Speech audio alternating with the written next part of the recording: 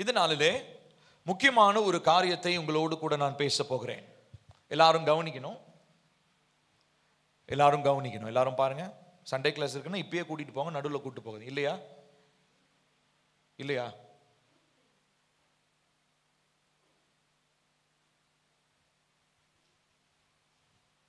சரி, சீக்கிரம் வரணும், உள்ள வெளியே இருக்கக்கூடாது ரொம்ப நேரம். பிராக்டிஸ் அப்புறமா பண்ணுங்க, மெசேஜ் முடிச்சுட்டு பண்ணுங்க.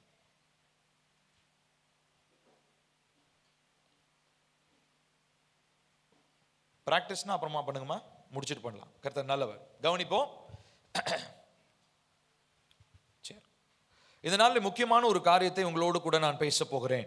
போன வாரத்திலே இதை குறித்து நான் சிந்தித்துக் கொண்டிருந்தேன். அதையோ தேவனுடைய சமூகத்தில் அதற்காக ஜெபித்தேன். கர்த்தருடைய ஆவியானவர் என்னோடு பேசின அந்த பகுதியை உங்களோடு கர்த்தர் என்னுடைய ஆவியிலே வைத்ததான அந்த பாரத்தினாலே நான் உங்களோடு பேச போகிறேன். நம்ம எல்லாருக்கும் தெரிஞ்ச ஒரு வசனத்தை முதலாவது நாம் வாசிக்க போகிறோம். எபிரேயர் 4வது அதிகாரம் 12வது வசனம். நம்ம எல்லாருக்கும் தெரிஞ்ச வசனம் தான். எபிரேயர் 4வது அதிகாரம் 12வது வசனம். எபிரேயர் 4:12 சேர்ந்து வாசிக்கலாம்.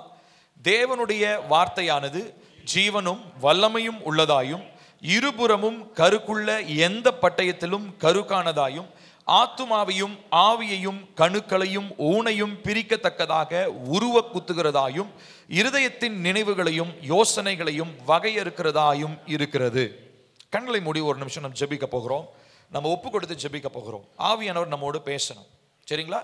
நம்ம இந்த நாளிலே மானுஷிகமான மேடையில் நிற்கிற என்னுடைய சத்தத்தை நீங்க கேட்க வரல, நானும் என்னுடைய விருப்பத்தை நான் பேச வரல, பரிசுத்த ஆவியானவருடைய சத்தத்தை கேட்க வந்திருக்கிறோம். ஒரு நிமிஷம் கண்களை மூடுவோம். இருக்கிற இடங்களிலே மனசார இப்ப நீங்க கேளுங்க. ஆவியானவரே, நீங்க பேசுறத நான் கேட்கணும். மனுஷனுடைய முகத்தை பார்க்க வரல, மனுஷன் பேசுற வார்த்தையை கேட்க வரல, இவங்க அறிவின் சாதுரியத்தை கேட்க வரல, இவங்க திறமையை பார்க்க வரல, இங்க உங்க சத்தத்தை கேட்க வந்திருக்கிறோம்.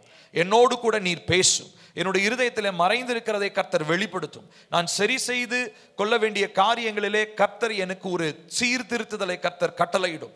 இந்த நாளிலே ஆவியானவர் பேசும். விசேஷமாய் மூளை பகுதியிலும் சிந்தை பகுதியிலும் காணப்படுகிறதான எல்லா சிதறடிக்கிற வல்லமைகள், கவனக்குறைவுகள், கனநித்திரையின் ஆவிகள், தூக்கத்தை ஏற்படுத்துகிற அசுத்த வல்லமைகள் நசரேயனாகிய இயேசு கிறிஸ்துவின் நாமத்தினாலே மூளை பகுதியை விட்டு, சிந்தையை விட்டு, கண்களை விட்டு, ஒவ்வொருவருடைய வாழ்க்கை விட்டு வெளியேறுவதாக என்று சொல்லி ஜெபிக்கிறேன். இந்த இடம் பரலோக அக்கினி பற்றி எரிகிற இடமாக இயேசுவின் நாமத்தினாலே ஒப்பு கொடுத்து ஜெபிக்கிறேன். நீர் பேசும், நாங்கள் கேட்கிறோம். இயேசுவின் நாமத்தில் பிதாவே, ஆமென். இந்த வசனத்தை நம்ம பலமுறை நம்ம படிச்சிருக்கிறோம்.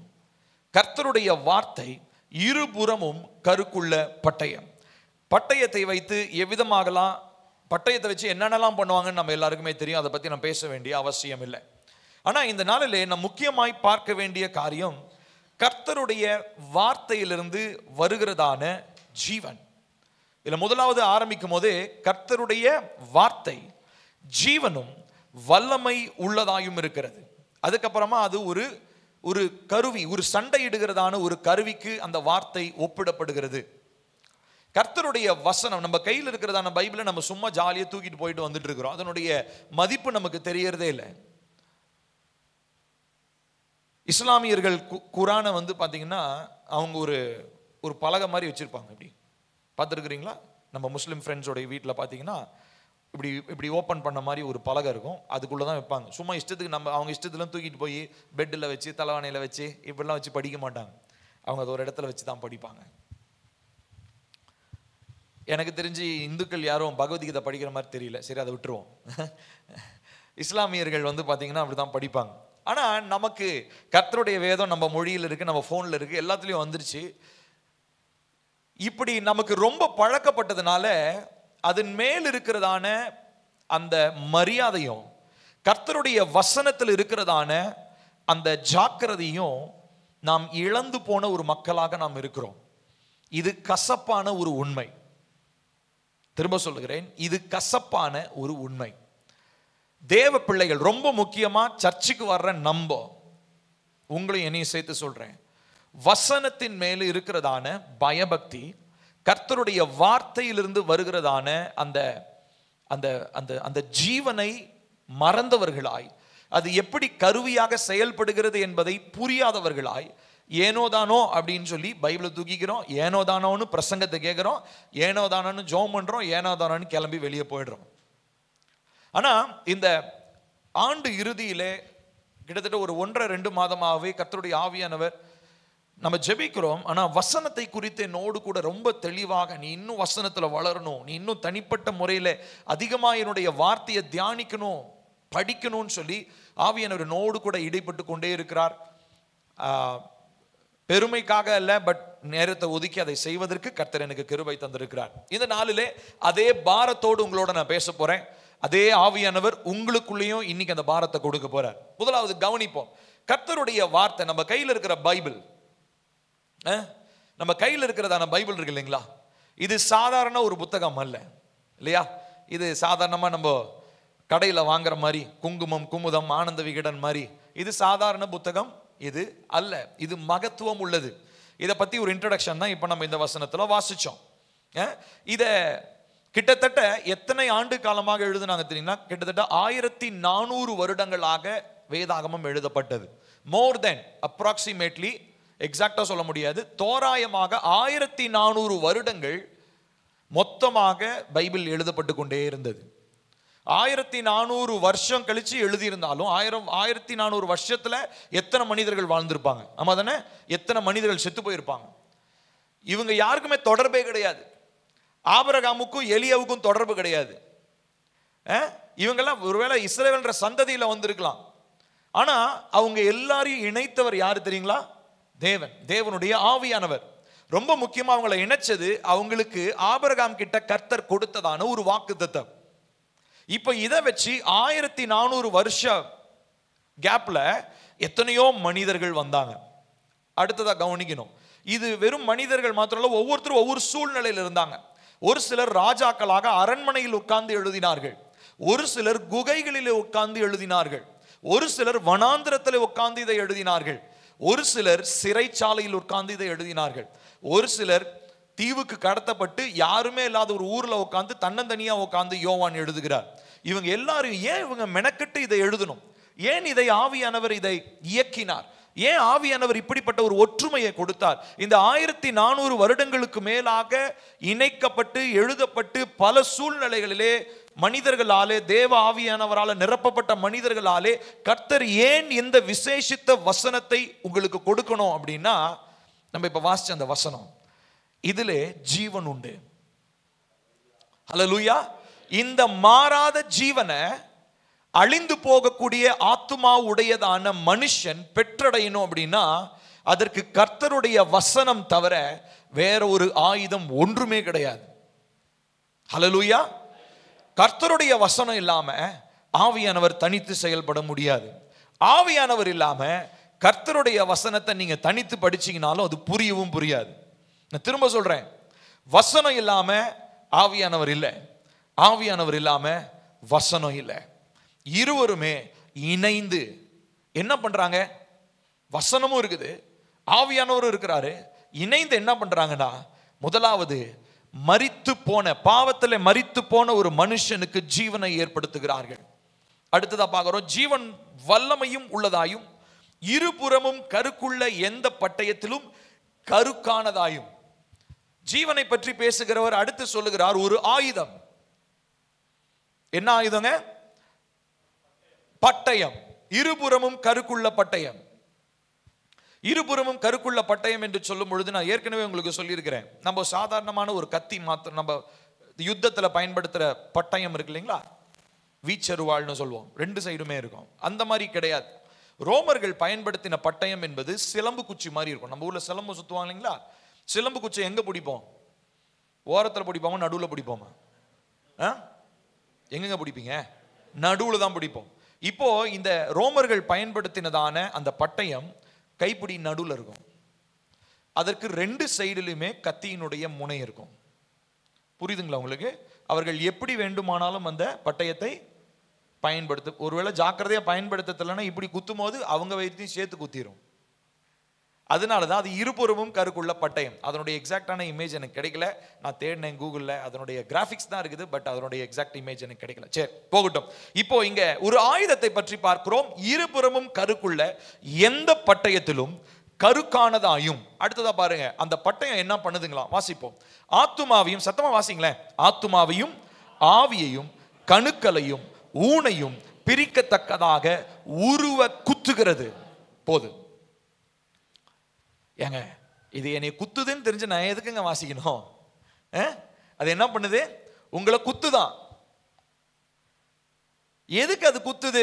வாசிப்போம். இருதயத்தின் நினைவுகளையும் யோசனைகளையும் வகையறுக்கிறதாகவும் இருக்கிறது. இப்போ பிரியமானவர்களே, இந்த நாளிலே நான் உங்களோடு கூட முக்கியமான ஒரு சில காரியங்களை, கர்த்தருடைய வார்த்தையின் வல்லமையை குறித்து உங்களோடு கூட நான் பேச போகிறேன்.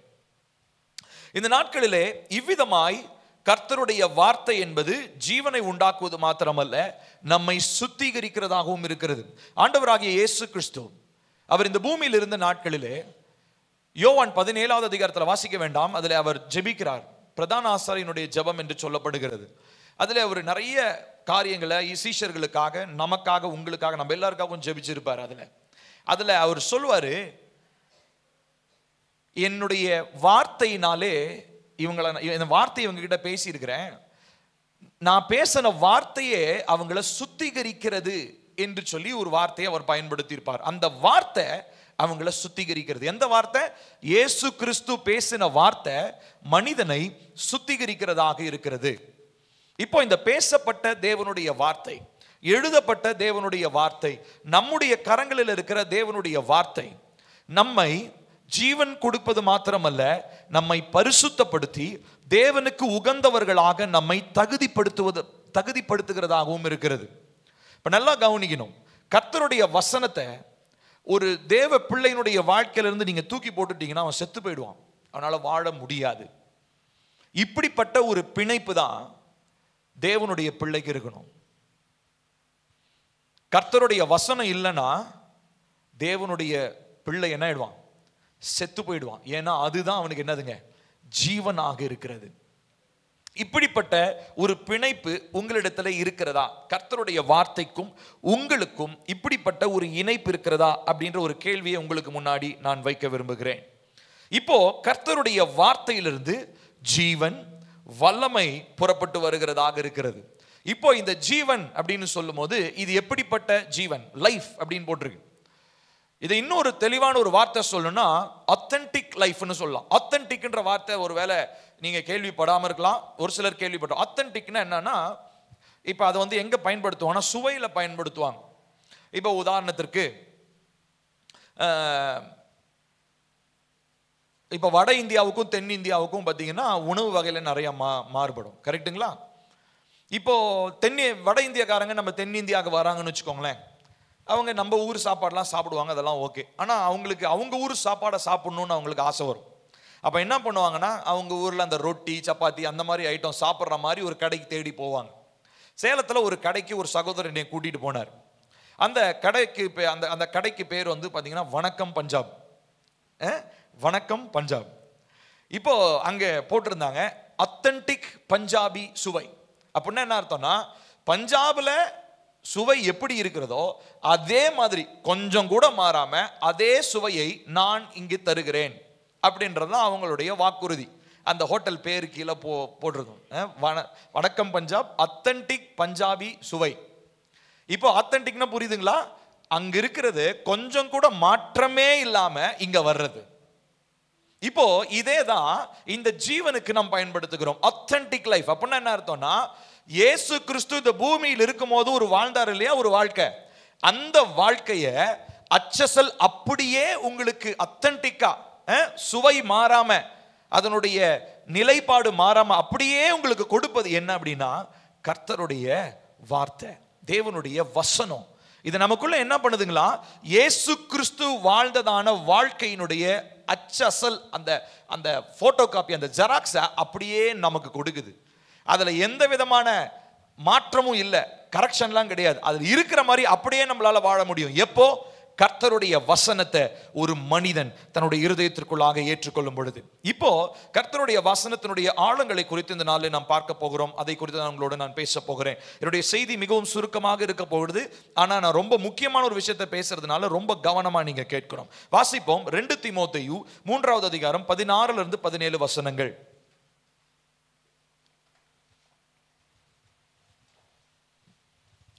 2 தீமோத்தேயு 3:16 16 to 17 சேர்ந்து வாசிப்போம். வேத வாக்கியங்கள் எல்லாம் தேவ ஆவியினால் அருளப்பட்டிருக்கிறது.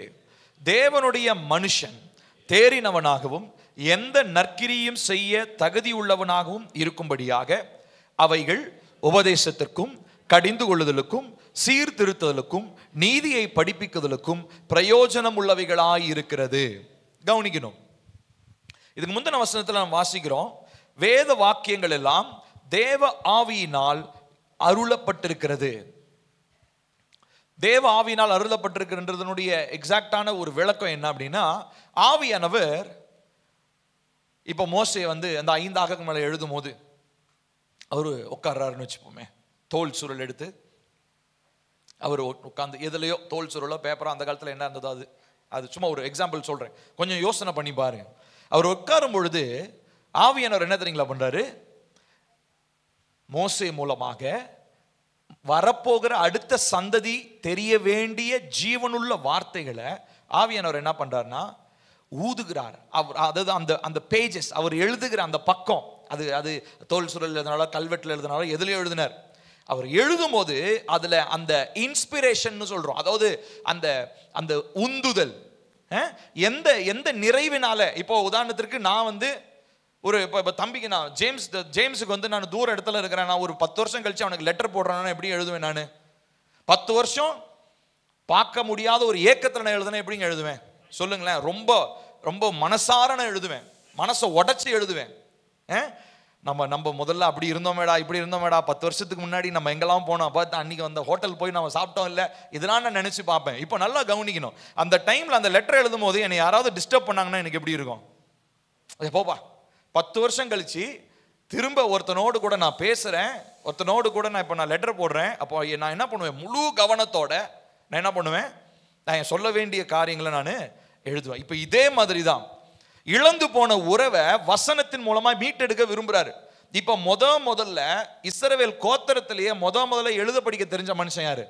மோசே தான். இப்ப மோசே கிட்ட கர்த்தர் எழுத ஆரம்பிக்க சொல்லும் போது இப்ப யாருடைய உந்துதல் இருக்குதுங்க? பரிசுத்த ஆவியானவருடைய இன்ஸ்பிரேஷன். அவர் இன்ஸ்பயர் ஆயிட்டார். சொல்லுவாங்க இது இவர் தாங்க என் கிரேட்டஸ்ட் இன்ஸ்பிரேஷன் சொல்லுவாங்களா, இவர் தான் இனி உற்சாகப்படுத்துறவர். அப்போ நான் தம்பிக்கு லெட்டர் எழுதுனது எதனால? நான் அவன் மேல வச்சிருந்த அன்பு தான் என்னுடைய உந்துதல். இப்ப இதே மாதிரி தான் ஆதாமும் ஏவாளும் இழந்து போன அந்த நித்திய ஜீவனை திரும்ப என்ன யார் பெற்றுக்கொள்ள போறாங்க?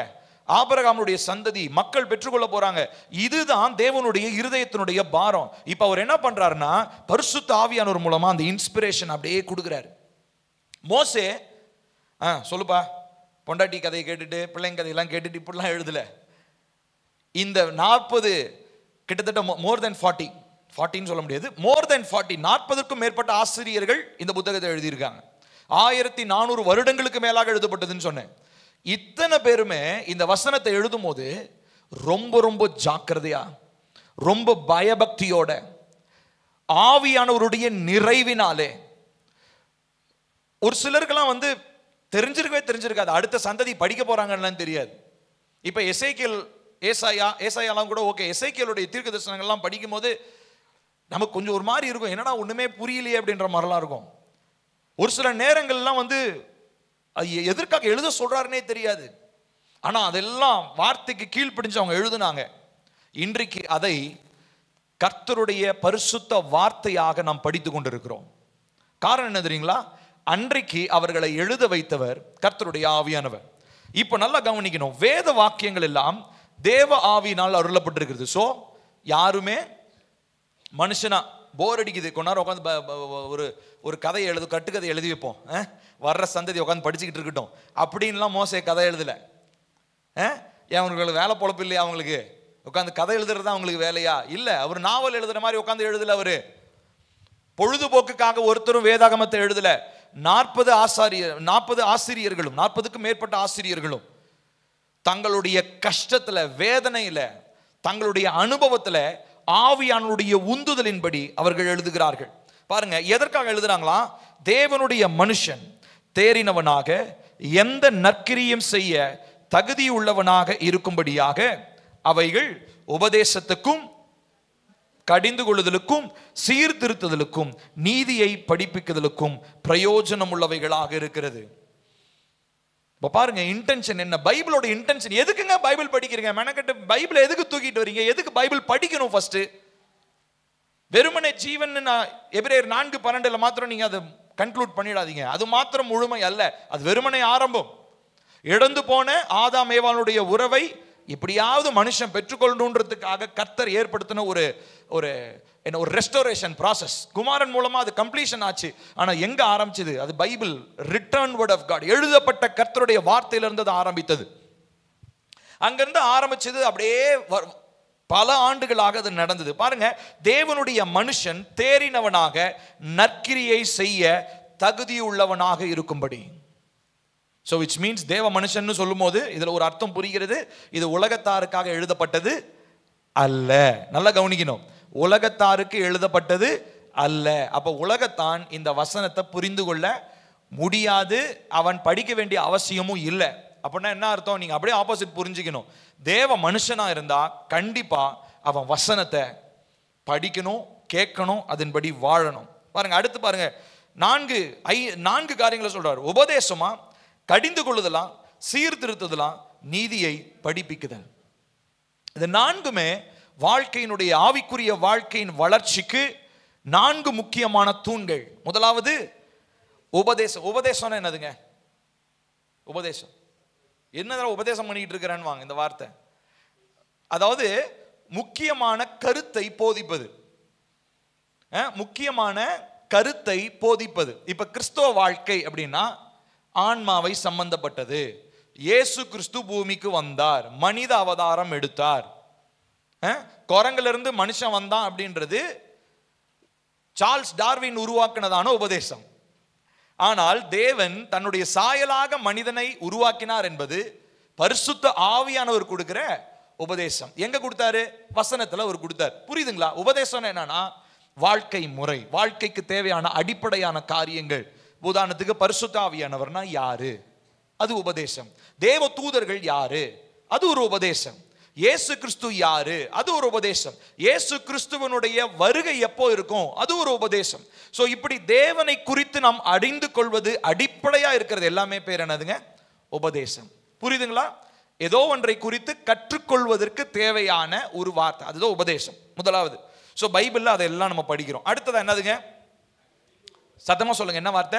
கடிந்து கொள்ளுதல். இது நமக்கு பிடிக்காது. ஆண்டவர் வார்த்தை நல்லதா சொன்னா பரவாயில்ல, அது என்ன கடிஞ்சு கொள்ற வார்த்தை? அப்போ இங்க கடிந்து கொள்ளுதல நம்ம ஸ்கிப் பண்ணிடுறோம் நிறைய நேரங்கள்ல. ஆசீர்வாதமான வார்த்தை வந்தா சூப்பர், கடிந்து கொள்ற வார்த்தை வந்தா அதெல்லாம் வேணாங்க. இப்போ தேறினவன் ஆகணும்னா கடிந்து கொள்ளுதலும் எனக்கு அவசியம், சிக்ஷை எனக்கு அவசியம். தகப்பன் சிட்சியாத பிள்ளை உண்டோ? கர்த்தருடைய வார்த்தை சொல்லுது. சோ சிட்சை, டிசிப்ளினிங். அதே இடத்துல இன்னொரு இடத்துல நம்ம கர்த்தருடைய வார்த்தையில வாசிக்கிறோம், தன்னுடைய இஷ்டத்துக்கு விடப்பட்ட பிள்ளை பெற்றோருக்கு என்னத்தை கொண்டு வருங்களாம்? அவமானத்தை கொண்டு வரும். அப்போ பிள்ளைங்க பெற்றோர் என்ன பண்ணுவாங்க? ஆமா, கடிந்து கொள்வாங்க, திட்டுவாங்க, அடிப்பாங்க. சின்ன வயசுல பெரியவங்க ஆனா திட்டுவாங்க. எதற்காக? அவங்க சரியாகணும், ஒழுக்க பாதையில நடக்கணும்ன்றதுக்காக. சோ அதே தான் கர்த்தருடைய வசனம் பண்ணுது. மூணாவதா என்னதுங்க? சத்தமா சொல்லுங்க, சீர்திருத்தல். சோ இந்த மறுசீரமைப்பின் காலத்துல வசனம் தான் நம்மளை சீர்திருத்த முடியும். கர்த்தர் நம்ம இந்த நாட்கள்ல நம்ம எல்லாரோடையும் பேசிட்டு இருக்காரு. எல்லார் வீடுகளுக்கும் வரும்போது அதை பத்தி பேசணும். மறுசீரமைப்பு, மறுசீரமைப்பு. இது என்ன இந்த வார்த்தை எனக்கு கேள்வியே படலையப்பா அப்படின்னு நீங்க சொல்லவே முடியாது. நம்ம எல்லாரும் கேட்டுட்டே தான் இருக்கிறோம், திரும்ப திரும்ப கேட்கிறோம். இப்போ கர்த்தர் என்ன பண்றாருன்னா தன்னுடைய வார்த்தையினாலே சீர்திருத்த பார்க்கிறார். ஏற்கனவே வாழ்க்கை ஒரு பக்கமா போய்கிட்டு தான் இருக்குது. ஆனா இப்ப அவர் என்ன நினைக்கிறாருன்னா, ஒரு பக்கமா போறது இருக்கட்டும்பா, ஏன் பக்கமா வரமாட்டேன்னு. இப்ப கர்த்தருடைய வசனம் ஏன் உங்களை படிக்க சொல்றாரு? வாழ்க்கை ஒரு பக்கமா போகுது, ஆனா இது ஏன் பக்கம் வர மாட்டேங்குது. அதனால சீர்திருத்தத்துல அவர் விரும்புகிறார். அடுத்ததா, நான்காவதா, நீதியை படிப்பிக்குதல். ரைச்சஸ் லிவிங், நீதியான ஒரு வாழ்க்கை, தேவனுக்கு பிரியமான ஒரு வாழ்க்கை வாழும்படி கர்த்தருடைய வசனம் நமக்கு கற்றுக் கொடுக்கிறதா இருக்கிறது. ஹல்லேலூயா. இப்போ நல்லா கவனிக்கணும், இந்த வசனத்தினுடைய இன்னொரு முக்கியத்துவத்தை நீங்க புரிஞ்சுக்கணும். எப்படி ஆதாமை மண்ணிலே உருவாக்கி அவனுடைய மூக்கல தேவன் என்ன பண்ணாருங்களாம் சொல்லுங்க. உசு உசுன்னா சவுண்ட் வருதுங்க, ஏன் சத்தமா சொல்லுங்க, என்னது? சுவாசத்தை ஊதினார். இப்ப எப்படி மண்ணினாலே உருவாக்கப்பட்ட ஒரு மனுஷனுடைய நாசியிலே சுவாசத்தை ஊதின உடனே அவன் ஜீவாத்துமாவானானோ, அதே போலதான் இந்த கிட்டத்தட்ட 66 புத்தகங்கள், 66 புத்தகங்களும் எழுதினாங்க இல்லைங்களா, 40க்கு மேற்பட்ட ஆசிரியர்கள். இவங்க எழுதும் போதும் அதே ஆவியானவர் அந்த வார்த்தையில என்ன தெரியுங்களா பண்ணாரு? என்ன பண்ணாரு? ஊதினார். புரியுதுங்களா? ஆங்கிலத்துல ரொம்ப தெளிவா இருக்கு, காட் பிரெத். தேவனுடைய சுவாசம் கர்த்தருடைய வசனத்துல இருக்குதுங்களா. நான் சொல்றது புரியுதுங்களா? ஏங்க, ஒரு மனுஷன் உயிரோடு இருக்கிறான்னா அது காரணம் என்ன? மூக்குல அவன் சுவாசிக்கிறாங்க. இந்த மூச்சு காத்து இருக்கிறனால தான் அவன் மனுஷன், இல்லைன்னா பெணம். கரெக்டா? இப்ப இதே மாதிரி தான் கர்த்தருடைய வசனத்துல என்ன இருக்குதுங்க? ஆவியானவருடைய சுவாசம். அதை பத்தி தான் நம்ம ரூவா காற்றுன்னு சொல்றோம். பரிசுத்த ஆவியானவர் ரூவா காற்று. அவர் என்ன பண்றாரு? வார்த்தையிலே தன்னுடைய சுவாசத்தை வைத்திருக்கிறார். சோ நீங்க கர்த்தருடைய வசனத்தை படிக்கும் போது நீங்க என்ன தெரியுமா பண்றீங்க? கர்த்தருடைய சுவாசத்தை நீங்க படிக்கிறீங்க. கர்த்தருடைய அது சாதாரணம் அல்ல. அது ஒருவேளை அவங்க தாவீது எழுதியிருக்கலாம், அவர் பாவம் செஞ்ச நேரத்தில் எழுதியிருக்கலாம், என்ன சூழ்நிலையா வேணா இருக்கலாம் பைபிள்ல நீங்க வாசிக்கிற பகுதி. ஆனா ஒன்ன மறந்துடாதீங்க, அதுல என்ன இருக்கு தெரியுமா? தேவனுடைய சுவாசம் அந்த வார்த்தையில மறைந்திருக்கிறது. ஹல்லேலூயா. அப்போ நம்ம ஒவ்வொருத்தருக்குள்ளேயும் பைபிளை கையில் எடுக்கும் போது ஒரு ஃபீல் வரணும். இந்த ரொம்ப முன்னாடிலாம், இப்பயும் பார்த்துருக்கிறேன், இந்த ஆக்ஷன் ஃபில்ம் எல்லாம் பார்த்தீங்கன்னா சண்டை போடுவாங்க. அப்படி வில்லன் பயங்கரமா சண்டை போட்டுட்டு இருப்பார், ஹீரோ வருவார், கோவம் வந்து அப்படியே கையை முறுக்குவார். பார்த்துருக்கிறீங்களா? அப்படியே கிராஃபிக்ஸில் அப்படியே நரம்புலாம் அப்படியே பொட்டச்சிக்கிட்டு மேலே போகும், ஃபுல்லாக அப்படியே போயிட்டு அப்படியே இங்கே கழுத்துலாம் ஒரு சிலருக்கு நரம்புலாம் பொட்டைக்கும், போய் கண்ணுங்கெல்லாம் செவந்து கோவத்தில் என்ன பண்ணுவாருங்க, ஓங்கி அடிப்பார், ஃபைட்டு போடுவார். இது என்னன்னா அவருக்குள்ள கோவம் வந்துருச்சுங்களாம், அதை காமிக்கிறாங்க. இப்போ நான் இன்னொன்று சொல்றேனே, அது எல்லாவற்றையும் விட உங்க கையில நீங்க வேதாகமத்தை எடுக்கும் பொழுது உங்களுக்குள்ள வர வேண்டிய உணர்வு அப்படிதான் இருக்கணும். கர்த்தருடைய வசனத்துல, இந்த வசனத்துல என்ன இருக்கு தெரியுமா? தேவனுடைய சுவாச காற்று இருக்கிறது. I am not just carrying simple book. நான் ஏதோ ஒரு சாதாரண ஒரு புத்தகத்தை தூக்கிட்டு போல, என்னுடைய கையில் இருக்கிற இந்த வேதாகமம் கர்த்தருடைய சுவாச காற்று.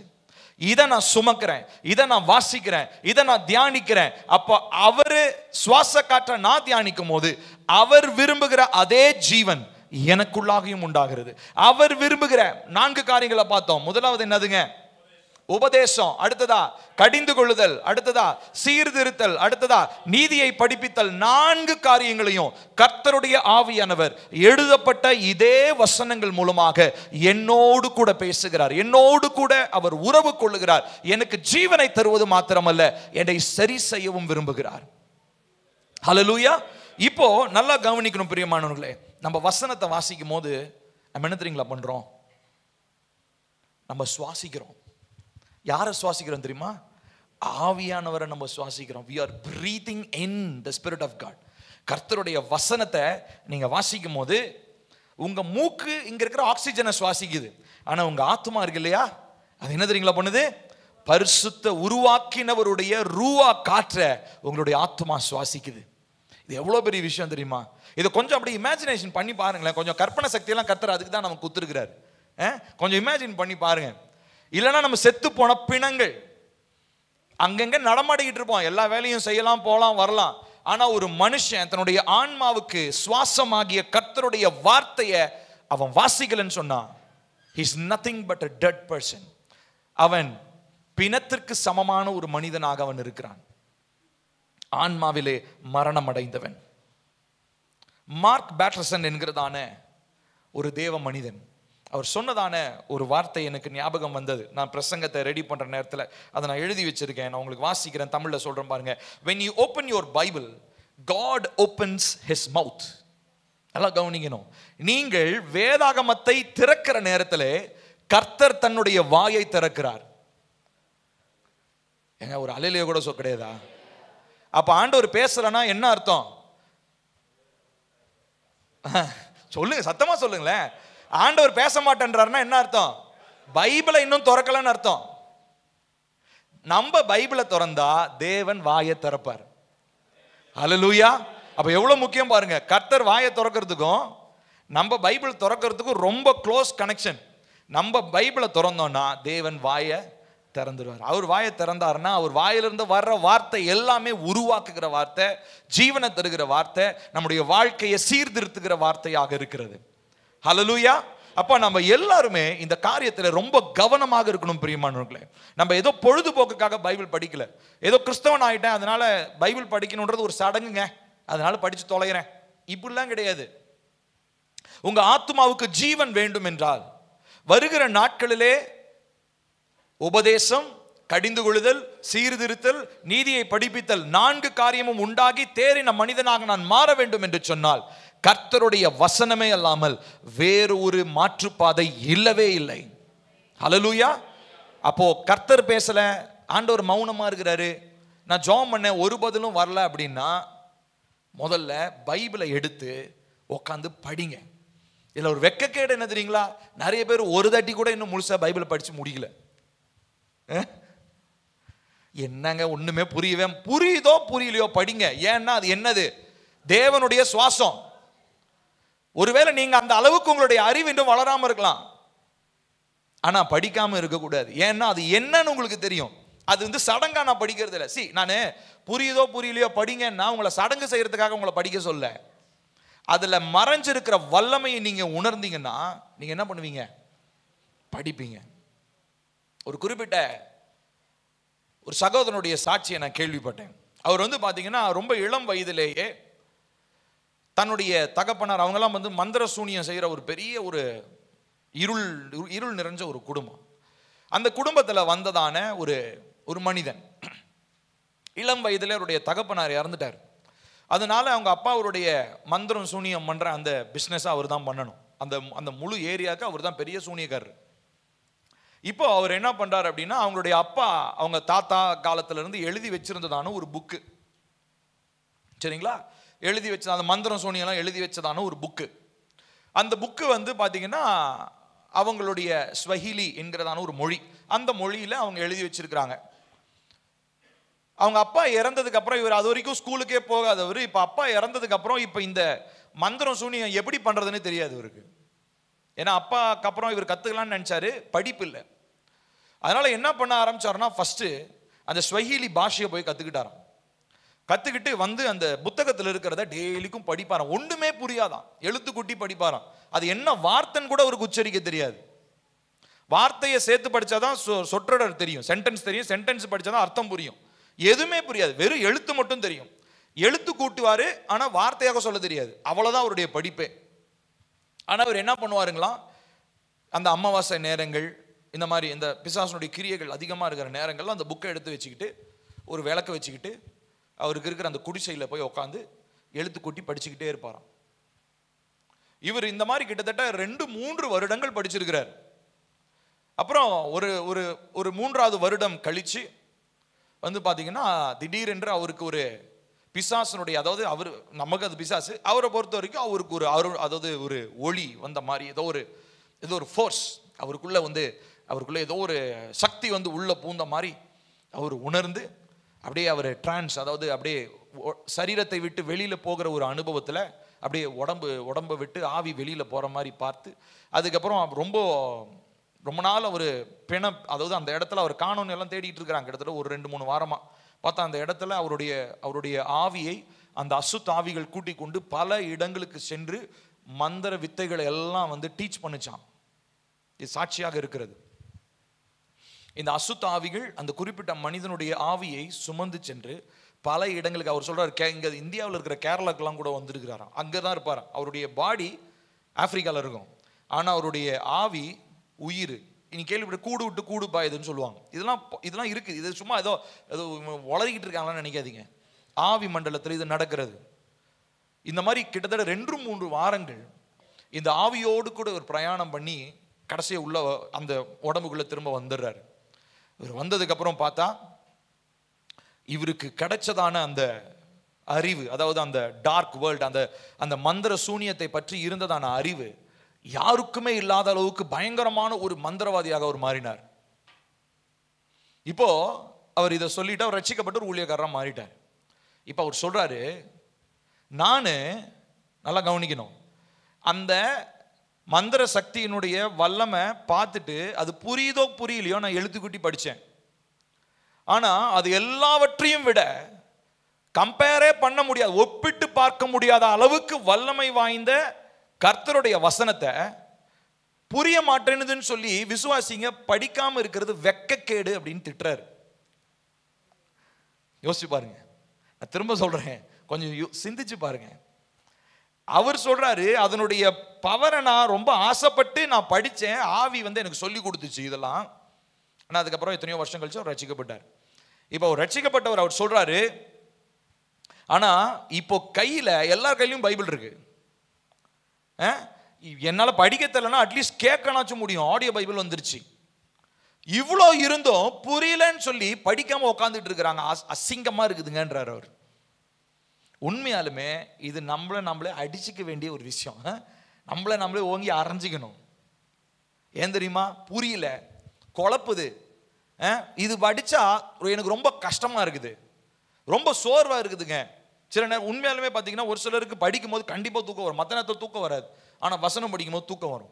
அப்போனா கண்டிப்பாக உள்ள ஏதோ ஒன்று, ஆமாம், அதை வெளியேற்றணும். சரிங்களா? வெளியே துரத்தணும். அதை இயேசுவின் நாமத்தினாலே நான் வசனம், ஏன்னா அது அங்கிருந்து என்னங்க வெளிப்படுது? கர்த்தருடைய ஜீவன், தேவனுடைய சுவாசம் நிறைந்த வார்த்தை. அது இங்க உள்ள வரும் பொழுது உள்ள இருக்கிறதுக்கு அது பிடிக்காது, அது கண்டிப்பா எதிர்ப்பு தெரிவிக்கும். அதனால தான் பாடியில, சரீரத்தில் என்ன கொடுக்குதுங்க? சோர்வை ஏற்படுத்துகிறது. கண்ணு தெரியாம அப்படியே கண்ணு சொருகுது. ஸோ இது எல்லாமே மறைவாய் இருக்கிறதான பிசாசனுடைய வல்லமைகளாக இருக்கிறது. ஒரு காரியத்தை புரிஞ்சுக்கோங்க பிரியமானவர்களே, கர்த்தருடைய ஆவியானவர் மிகவும் மிகவும் மிகவும் தெளிவாக பேசக்கூடிய விதம் கர்த்தருடைய வார்த்தை. ஹல்லேலூயா. இந்த வசனம் இல்லைன்னா நம்மிடத்துல ஜீவன் இல்லை, ஆவியானவர் இல்லைன்னா வசனம் இல்லை. ஆவியனுடைய துணை இல்லாம நீங்க படிச்சீங்கன்னா இது வெறுமனே ஒரு கட்டுக்கதை, இது வெறுமனே ஒரு கதை, அவ்வளவுதான். ஆனா ஆவியனுடைய துணையோடு வசனத்தை படிக்க ஆரம்பிங்க. புரியுதோ புரியலையோ படிங்க. ஏன்னா அதனுடைய வல்லமையை புரிஞ்சவங்களா நீங்க படிக்கணும். அந்த சம்பவம் ஒரு வேளை புரியாம இருக்கலாம், ஏன் அதை அங்க சொல்றாங்கன்னு புரியாம இருக்கலாம். நம்ம அதெல்லாம் படிக்க போறோம். வர வருஷத்துல கர்த்தர் இதை குறித்து பேசிட்டு இருக்கும் போது கர்த்தர் என்னோட உணர்த்தின காரியம், நம்மளுடைய அடுத்த வருஷத்துல நம்ம பைபிள் ஸ்டடி நம்ம ஆரம்பிக்க போறோம். அது கூகுள் மீட்ல தான் இருக்க போகுது. ஏன்னா யூடியூப்ல போட்டேன்னு வச்சுக்கோங்களேன், போட்டுவிட்டு அப்படி இஷ்டத்துக்கு எங்கேயாவது போயிடுறது, அது பாட்டுக்கு அங்கே ஓடிட்டு இருக்கும். கிச்சனில் எங்கேயாவது பெட்ரூமில் இருப்போம், இல்லை பெட்ரூமில் போட்டுவிட்டு கிச்சனில் வேலை செஞ்சுட்டு இருப்போம். அதனால் கூகுள் மீட்டில் தான் நான் பண்ண போகிறேன். கூகுள் மீட்டில் எல்லாரும் கேமரா ஆன் பண்ணி முன்னாடி உட்காரணும். நம்ம கோவிட் டைமில் பிள்ளைங்களுக்கு ஸ்கூல் நடத்துகிறாங்க பார்த்தீங்களா, டீச்சர் என்ன தெரியுமா பண்ணுவாங்க? ஏய், கேமரா விட்டு நகரக்கூடாது, ஃபோன் முன்னாடி உட்கார், நகர்ந்தினா அவ்வளோதான். அந்த மாதிரி தான் நம்ம பண்ண போகிறோம். சரிங்களா? அதனால் அதுக்கு கமிட்டடாக இருக்கிறவங்க மாத்திரம் பைபிள் ஸ்டடிக்கு வாங்க, மற்றவங்களாம் நீங்கள் வசனத்தை படிங்க. சரிங்களா? ஓகே, கர்த்தர் நம்மை வழிநடத்துவார். ஆனால் எல்லாருமே தேவனை அறிகிற அறிவில் வசனத்தில் வளரணுன்றதான் தேவனுடைய பிரியம். அதனால் எல்லாருமே ஜாயின் பண்ணணும். நான் உங்களுக்கு சொல்லுகிறேன். நம்ம ஜனவரி மாதத்திலிருந்து நம்ம ஆரம்பிக்க போகிறோம். சரி, முதலாவது இந்த வார்த்தையை பற்றி நான் சொன்னேன். இப்போ அடுத்ததாக நாம் பார்க்க போகிறது, கர்த்தருடைய வார்த்தை நம்மளை என்ன பண்ணுதுங்களா? நம்மை போஷிக்கிறதாக இருக்கிறது. வாசிப்போம். உபாகமம் 8வது அதிகாரம் 3வது வசனம். உபாகமம் 8:3. அவர் உன்னை சிறுமைப்படுத்தி உன்னை பசியினால் வருத்தி, மனுஷன் அப்பத்தினால் மாத்திரம் அல்ல, கர்த்தருடைய வாயிலிருந்து புறப்படுகிற ஒவ்வொரு வார்த்தையினாலும் பிழைப்பான் என்பதை உனக்கு உணர்த்தும்படிக்கு நீயும் உன் பிதாக்களும் அறியாதிருந்த மன்னாவினாலே உன்னை போஷிப்பார். திரும்ப சத்தமா வாசிக்கலாம். அவர் உன்னை சிறுமைப்படுத்தி உன்னை பசியினால் வருத்தி, மனுஷன் அப்பத்தினால் மாத்திரமல்ல கர்த்தருடைய வாயிலிருந்து புறப்படுகிற ஒவ்வொரு வார்த்தையினாலும் பிழைப்பான் என்பதை உனக்கு உணர்த்தும்படி நீயும் உன் பிதாக்களும் அறியாதிருந்த மன்னாவினால் உன்னை போஷித்தார். கவனிக்கணும், அவங்க எதிர்பார்த்தது மன்னா, வயிற்றுக்கு. அந்த அந்த மன்னாவை கொடுத்தாரா? கொடுத்தார். ஆனா அது மாத்திரம் இல்லை, இப்ப என்ன பண்றாரு, உங்களுக்கு தெரியாத, நீங்கள் அறியாத ஒரு மன்னா இருக்குது. அது என்னது? கர்த்தருடைய வாயிலிருந்து வருகிற வார்த்தை. இந்த வார்த்தையை கொண்டும் கர்த்தர் உங்களை போஷிச்சார். இப்ப இஸ்ரவேல் ஜனங்க நல்லா கவனிக்கணும் பிரியமானவர்களே. இஸ்ரவேல் ஜனங்களை இந்த வனாந்திரத்துல கர்த்தர் 40 வருடம் நடத்தி வந்தார்ல, அந்த டைம்ல நீங்க யோசிச்சு பாருங்க, வெறுமனே அவங்களுடைய சரீரத்தை பத்தி மாத்திரம் ஒரு அக்கறைப்படல, அவங்களுடைய ஆன்மாவிலும் கர்த்தர் வார்த்தைகளை பேசுறார். பல இடங்களிலே மோசே மூலமாக கர்த்தர் தேவனுடைய வார்த்தை என்ன பண்றாரு? பேசுறாரு. உங்களுடைய இருதயத்தை ஏன் கடினப்படுத்துறீங்க, ஏன் வணங்கா கழுத்துள்ளவங்களா இருக்கிறீங்க, இப்படி பல இடங்களிலே வனாந்தரத்திலே மோசே மூலமாக தேவனுடைய வார்த்தை வெளிப்பட்டது. ஏன் அவங்களுக்கு 40 வருஷமா அவங்களுக்கு காடையும் மண்ணாவும் மட்டும் கொடுத்துட்டு போங்கடா, எல்லாம் கொளுத்து சாப்பிட்டு போய் கிடக்கடா அப்படின்னு சொல்லியிருக்கலாம்ல. அப்படி செஞ்சிருந்தா அவங்க நுழைய போற கானான்ல இருக்கிற மனுஷங்களோட மோசமானவங்களா அவனுங்க மாறி இருப்பானுங்க. ஆனா அட்லீஸ்ட் அதுல 2 பேர்னாச்சும் போய் சேர்ந்தாங்க. யாரு? யோசுவாவும் காலேபும். இப்ப இந்த 2 பேர்னாச்சும் போனதுக்கான காரணம் என்ன தெரியுங்களா? நான் விசுவாசிக்கிறேன், வனாந்திரத்துல நடந்து வந்த போதிலும் மன்னாவினாலும் காடையினாலும் போஷிக்கப்பட்டிருந்தாலும் கர்த்தருடைய வாயிலிருந்து வருகிற வார்த்தையை அவர்கள் அல்லல் தட்டவில்லை. ஹல்லேலூயா. கர்த்தருடைய வசனத்தை அவங்க மறுக்கல. மோசேயுடைய வாயிலிருந்து வர்ற வார்த்தை அப்படியே ஆன்னு பார்த்துக்கிட்டே இருக்கிறாங்க. என்ன வார்த்தை அவர் பேசுவார்? ஏன்னா அவர் தீர்க்கதரிசி. அவர் பேசினார்னா என்ன வார்த்தை தான் பேசுவாரு? கர்த்தருடைய வார்த்தை தான் பேசுவாரு. அது கண்டிப்பா அதுல என்ன இருக்குது? ஜீவன் இருக்குது. அது நம்மளை உருவாக்கும். அதுதான் நம்மளை கொண்டு போய் கானான்ல சேர்க்கும்னு சொல்லி இந்த 2 பேர் தான் விசுவாசிச்சிருக்கிறாங்கன்னு நான் நினைக்கிறேன். மற்றவனுங்கெல்லாம் நல்லா திம்போம், நல்லா சாப்பிடுவோம், நமக்கு நான்வெஜ் கிடைக்குது, நல்ல இனிப்பு பணியாரமாகிய மண்ணா கிடைக்குது, இதை விட வேற என்னங்க வேணும்? அப்பப்போ கொஞ்சம் போய் மோசை கிட்ட கல் எடுத்து அடிச்சு விடுவேன்னு மிரட்டினா அவர் என்ன பண்ணுவார்? ஏதாவது ஒரு அற்புதத்தை பண்ணி தண்ணியை கொண்டு வந்துடுவார். வனாந்தத்தில் இதுக்கு மேலே வேற என்ன வேணும்?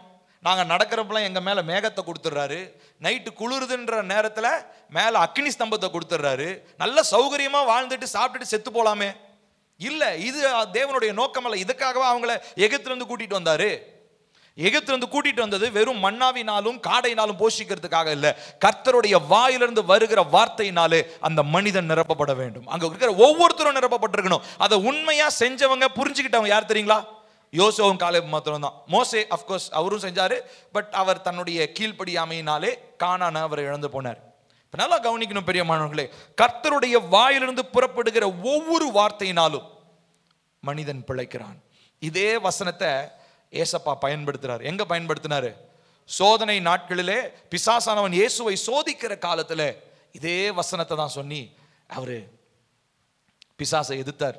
அங்க இருக்கிற கல்லை பார்த்து பிசாசை என்ன சொன்னா, இந்த கல்லுகள் அப்பங்கள் ஆகும்படி கட்டளையிடும் அப்படின்ன உடனே ஏசப்பா என்ன சொல்றாரு? மனுஷன் அப்பத்தினால மாத்திரமல்ல தேவனுடைய வாயிலிருந்து வருகிற ஒவ்வொரு வார்த்தையினாலும் பிழைப்பான். அப்போ கர்த்தருடைய வார்த்தை என்பது நம்முடைய உணவாக மாறுகிறது.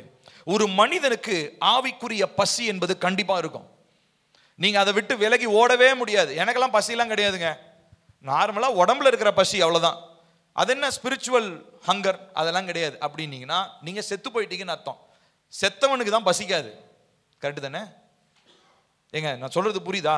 செத்தவனுக்கு தான் பசிக்காது. உயிரோடு இருக்கிறவனுக்கு கண்டிப்பா என்ன இருக்கும்? சாப்பிட்டதுக்கு அப்புறம், ஜீரணமானதுக்கு அப்புறம் என்ன ஆகும்? கண்டிப்பா பசி எடுக்கும். அப்போ நம்ம ஒரு காரியத்தை தெளிவா நம்ம புரிந்து கொள்ள வேண்டும். நம்ம எல்லாருமே இந்த நாட்களிலே இந்த ஆவிக்குரிய நிலையிலே ஆன்மாவிலே காணப்படுகிற பசியை குறித்து ஒரு சென்ஸ் நமக்கு வேணும், ஒரு உணர்வு வேணும். எங்கேயோ மிஸ் ஆகிறனே, ஏதோ ஒன்று குறையுது. என்ன தெரியல தெரியுமா? ஆன்மாவுக்கு சாப்பாடு இன்னும் போல.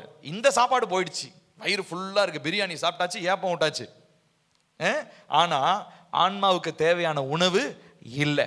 இதை குறித்து மிகவும் மிகவும் எச்சரிப்புள்ள மனிதர்களாக இந்த நாட்களில் நாம் இருக்க வேண்டும்.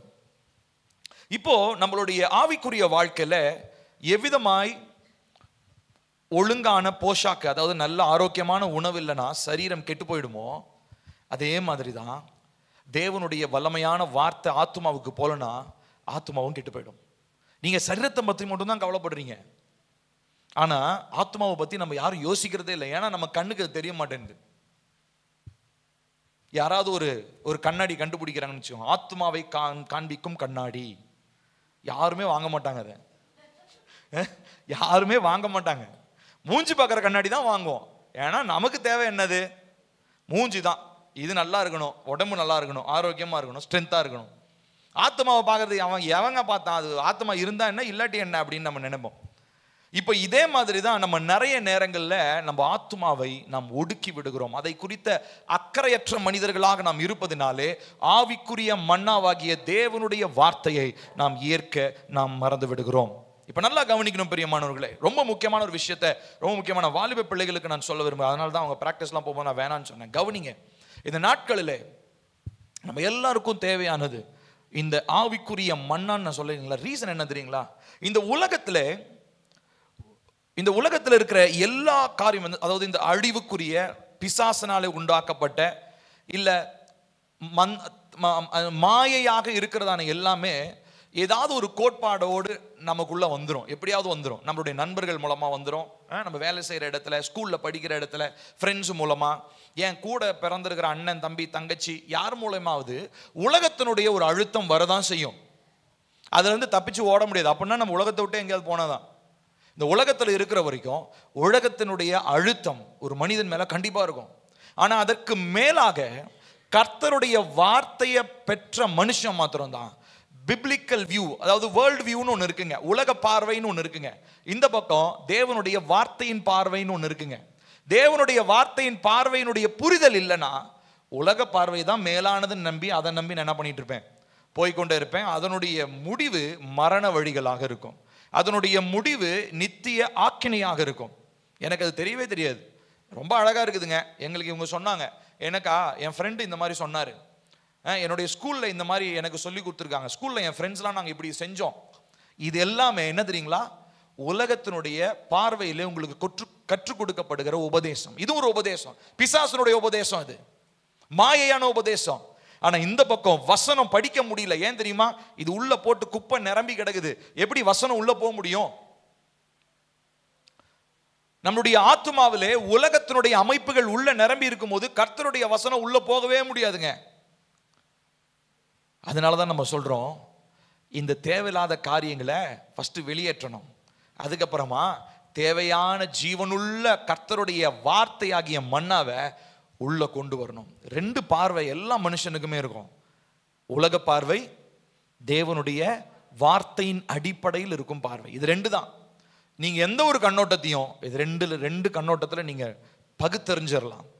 உங்களுடைய வேலையா இருக்கலாம், நீங்க படிக்கிற படிப்பா இருக்கலாம், உங்களுடைய தொழிலா இருக்கலாம், எதுவா இருந்தாலும் இது ரெண்டு தான். இது ரெண்டு பார்வையிலே நீங்க எந்த பார்வைக்கு உங்களை விட்டு கொடுக்குறீங்க, எதனால உங்களுடைய ஆன்மா நிரப்பப்படுகிறது. இப்ப நண்பர்கள், ஃப்ரெண்டு, சகோதரன் சகோதரி இவங்க சொல்றதெல்லாம் அதுவும் என் ஆன்மாவை தான் நிரப்புது, ஆனா தீமையானதாக நிரப்புகிறது. இந்த பக்கம் கர்த்தருடைய வசனம் ஜீவன் தருகிறதாக என்னை நிரப்புகிறதாக இருக்கிறது. அல்லேலூயா. இதனாலதான் கர்த்தருடைய மனிதர்கள், கர்த்தருடைய பிள்ளைகள் அறிவற்றவர்களாய் இருக்கிறார்கள். தேவனுடைய வார்த்தை இல்லை, அதனால தேவ அறிவு இல்லை. எனக்கு பிடித்த ஒரு பிரபலமான ஒரு இவாஞ்சலிஸ்ட், ஒரு சுவிசேஷகர், பில்லி கிரஹாம். அவருடைய பேரனுடைய அடிப்படை தான் எனக்கு பில்லின்னு பேர் வச்சாங்க. பில்லி கிரஹாம் கிட்டத்தட்ட ஒரு 5-6 வருடங்களுக்கு முன்பதாக அவர் இறந்து போனார். இப்போ அவர் சொன்னதான ஒரு முக்கியமான ஒரு வார்த்தையை நான் கோடிட்டு காண்பிக்க விரும்புகிறேன். ஆங்கிலத்தில் சொல்றேன், அப்புறம் உங்களுக்கு தமிழ்ல சொல்றேன், கவனிங்க.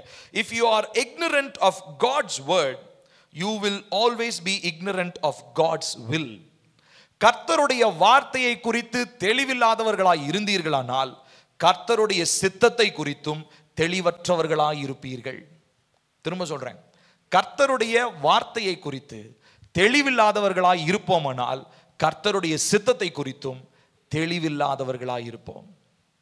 நிறைய நேரங்களில் நான் பார்த்துருக்கிறேன், பயங்கர பவர்ஃபுல்லான பிரேயர் வாரியர்ஸா இருப்பாங்க, ஆனா வசனமே இருக்காது. நிறைய பேர் பாத்தீங்கன்னா வசனம் சொல்லி சொல்லி ஜெபம் பண்ணுவாங்க, ஆனா வசனத்தின்படி வாழ மாட்டாங்க.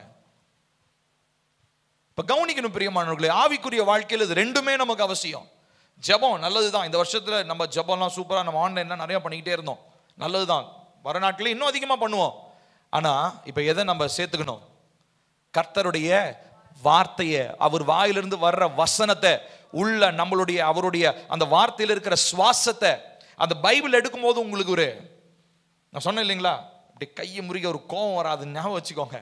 வசனத்தை எடுக்கும் போது உங்களுக்குள்ள ஒரு ஃபீல் வரணும். அது புரியுதோ புரியலையோங்க, அதுல என்ன இருக்குதுங்க? ஒரு வல்லமை இருக்குது, அதுல ஆண்டுடைய சுவாசம் இருக்குது, அதுல அவருடைய ஜீவன் மறைந்து இருக்கிறது. அதை பார்க்கறதுக்கு என் கண்ணு அந்த டைம்ல குருடா இருக்குது, அவ்வளவுதான். கண்ணு திறந்துருச்சு, புத்தி தெளிவாயிடுச்சுன்னா அதுல இருக்கிறதான ஜீவனை என்னால பார்க்க முடியும். ஹல்லேலூயா. அடுத்ததாக நாம் பார்க்க போகிறோம், கடைசியாக பார்த்து நாம் முடிக்க போகிறோம். கர்த்தருடைய வார்த்தை எப்படிப்பட்டதா இருக்கிறது என்று சொன்னால், அது ஆண்டவராக இயேசு கிறிஸ்து இந்த பூமியில் இருக்கும்போது உவமையாக சொன்னது, அவர் சொன்னதான வார்த்தை விதையாக இருக்கிறது. ஹல்லேலூயா. மத்தேயு 13வது அதிகாரம் 8வது வசனம் வாசிப்போம்.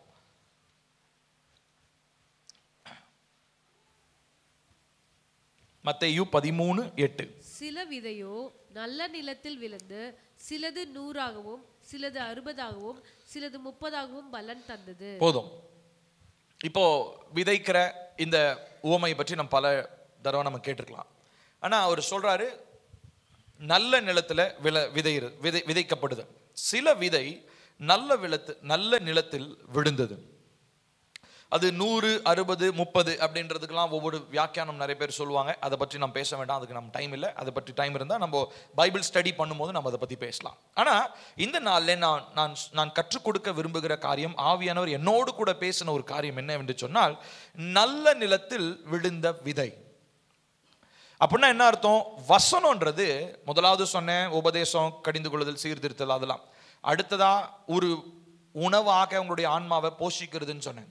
அடுத்ததை இப்ப மூன்றாவதை நாம் பார்க்கிறோம்.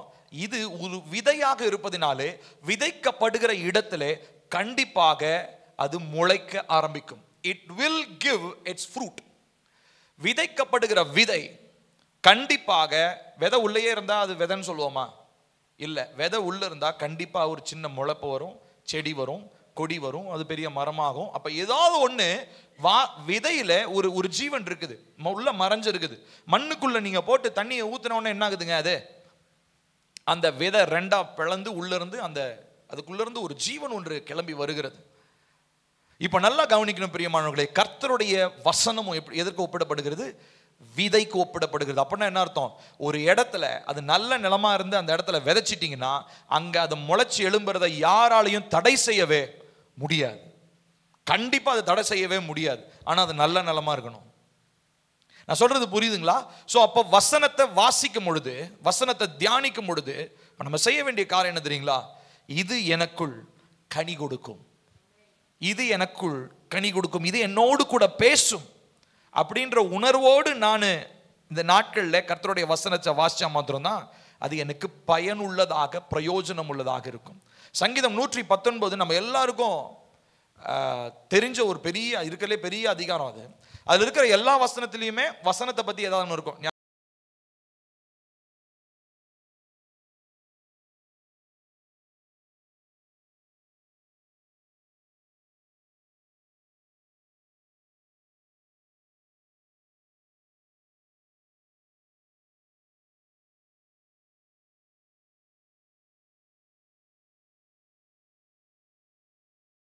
சொல்லுங்களேன், மனப்பாடம் பண்றோம். ஸோ அதனால தயவு செஞ்சு எல்லாரும் மனப்பாடம் பண்ணுங்க. சின்னவங்க பெரியவங்க, ஏய் மனப்பாடம் பண்றா அப்படின்னு அம்மா அப்பா பிள்ளைய பார்த்து மிரட்டக்கூடாது. ஏய் வா 2 பேரும் சேர்ந்து மனப்பாடம் பண்ணலான்னு 2 பேரும் சேர்ந்து உட்காந்து என்ன பண்ணுங்க? வசனத்தை மனப்பாடம் பண்ணுங்க. எல்லாருக்கும் தேவை, சின்ன பிள்ளைங்களுக்கு மாத்திரம் இல்லை, ரொம்ப முக்கியமா பெரியவங்களுக்கு தான் ஃபர்ஸ்ட் தேவை. சரிங்களா? அப்ப எல்லாரும் குடும்பமா உட்காந்து வசனத்தை மனப்பாடம் பண்ண நம்ம பழகணும். அதுதான் தேவனுக்கு விரோதமாக பாவம் செய்யாதபடிக்கு நம்மை காக்க வல்லமை உள்ளதா இருக்கிறது. இன்னொரு இடத்துல கூட வாசிக்கிறோம், ஏற்கனவே வாசிச்சிருப்போம். யோசுவா 1வது அதிகாரம் 8வது வசனம். வேகமா எடுங்க. யோசுவா 1.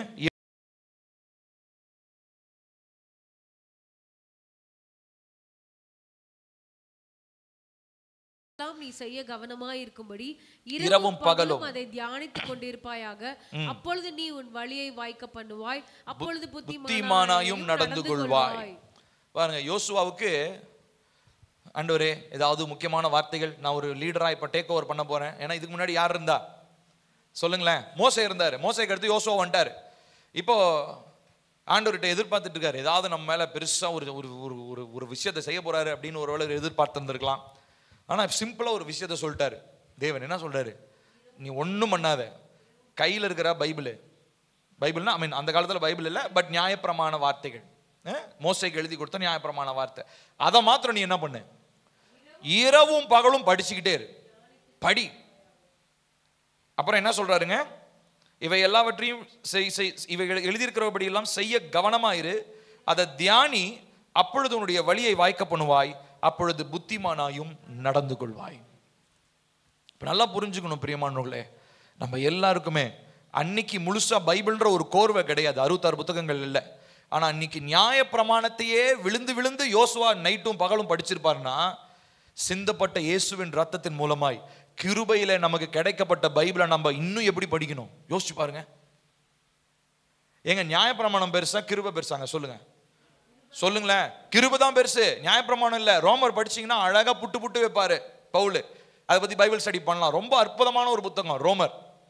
இப்ப நல்லா கவனிக்கணும், நியாயப்பிரமாணத்தை விட கிருபை ரொம்ப பெருசு. நியாயப்பிரமாணத்தை படிக்கிற மனுஷனே நைட்டு பகல உட்காந்து படிச்சாருன்னா, கிருபையை பத்தி தெரிஞ்சு கொள்றதுக்கு நம்ம எப்படி படிக்கணும்? படிச்சுக்கிட்டே இருக்கணும், டைம் கிடைக்கிறப்பெல்லாம் படிக்கணும். இப்போ நிறைய ஆடியோ இதெல்லாம் வந்துச்சு. இப்போ ரீசெண்டாக நான் யூடியூப் சேனல் ஒன்று கண்டுபிடிச்சேன், நான் தம்பி ஜேம்ஸ் கிட்ட நான் சொன்னேன், அது ஆங்கிலத்தில் தான் இருக்குது, ரொம்ப ஸ்ட்ரீட் லைட்டுன்னு சொல்லிட்டு ஒரு யூடியூப் சேனல், நீங்கள் வேணும்னா நீங்கள் ட்ரை பண்ணி பாருங்கள். அவங்க பார்த்தீங்கன்னா அந்த ஃபுல் பைபிளை ட்ராமா மாதிரி ஆடியோவாக இருக்கும், ஆனால் ட்ராமா மாதிரி இருக்கும், ஆனால் ஆங்கிலத்தில் தான் இருக்குது. ரொம்ப சூப்பராக அற்புதமாக இருக்கும். அதுக்கு பேக்ரவுண்ட் மியூசிக்லாம் வச்சு நீங்கள் அது கேட்டிங்கன்னா அப்படியே ரியலாகவே அந்த இப்போ இயேசு கிறிஸ்து லாசருவை உயிரோடு எழுப்புற சம்பவம் யோவான் 11 அப்படின்னு வச்சுக்கோங்களேன். நம்ம அந்த சத்தத்தை கேட்கும் போது நம்மளே அந்த அந்த காட்சியில் போய் அப்படி ஊன்றி போய் நம்மளே அந்த இடத்துல நின்று கேட்குற மாதிரி இருக்கும். அவ்வளோ அற்புதமாக அந்த மனிதர்கள் பண்ணியிருக்காங்க. தேவன் அவங்களை ஆசீர்வதிக்கட்டும். இப்போ இந்த மாதிரி நம்ம தமிழ்லாம் பண்ணணும். நான் அதான் யோசிச்சுட்டு இருக்கேன், நான் திட்டம் பண்ணிட்டு இருக்கிறேன். கர்த்தாவே, இந்த மாதிரி படிக்காதவங்க இங்கே சர்ச்சில் நிறைய பேர் இருக்கிறாங்க, அவங்க எல்லாருக்கும் அட்லீஸ்ட் காதில் நாச்சும் அந்த வார்த்தையை அவங்க கேட்கணும், கர்த்தருடைய வசனத்தை கேட்கணும், அதை புரிந்து கொள்ளணும்.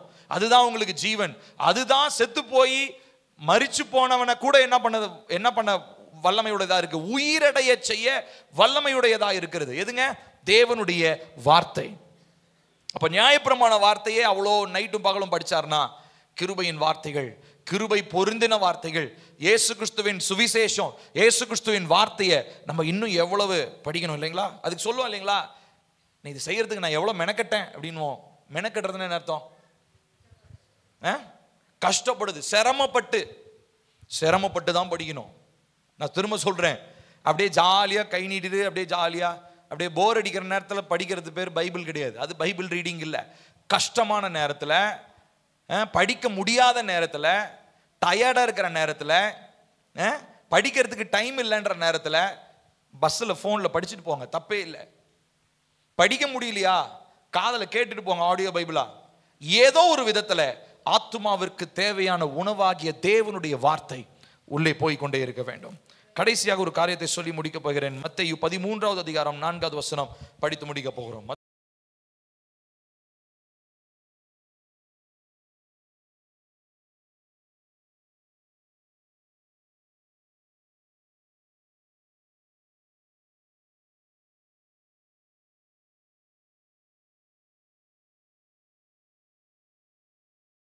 ஒருத்தன் இருக்கிறான், அவன் என்ன பண்றான்னா,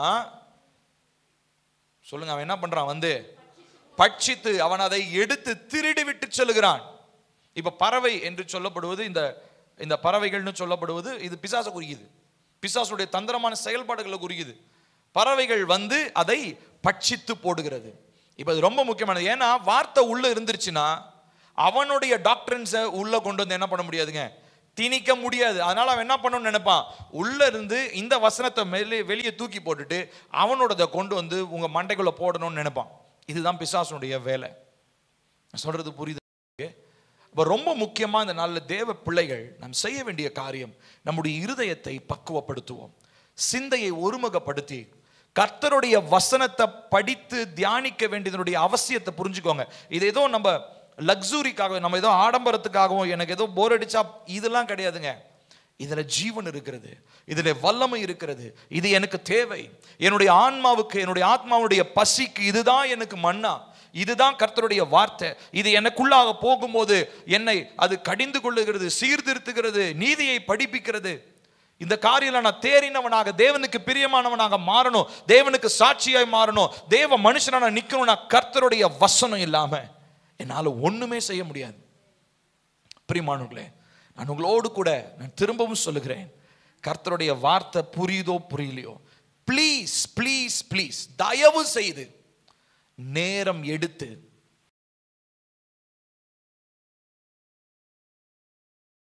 ஒரு மணி நேரம் தூக்கத்தை கட் பண்ணுங்க,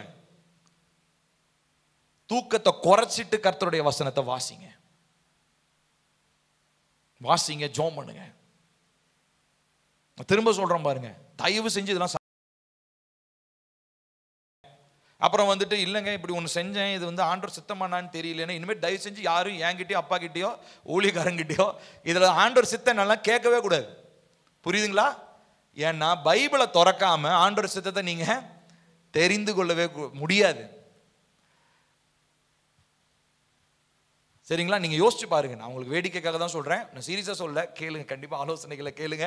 ஆனா ரொம்ப முக்கியமா நீங்க செய்ய வேண்டியது, ஊழியக்காரங்கிட்ட போய் கேட்கறதுக்கு முன்னாடி முதல்ல பைபிள் எடுத்து படிங்க.